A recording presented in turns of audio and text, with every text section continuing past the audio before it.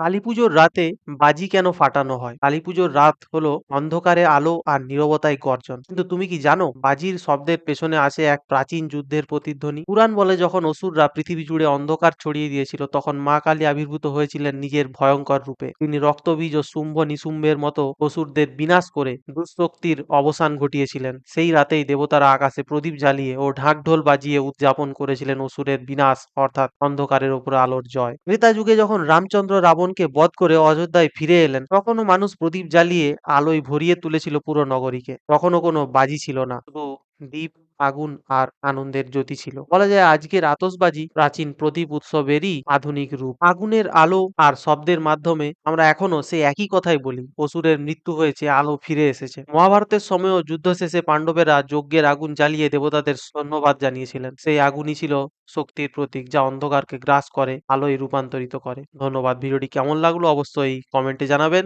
এবং জয় মা কালী এবং খুব ভালোভাবে কালী পূজা পালন করুন।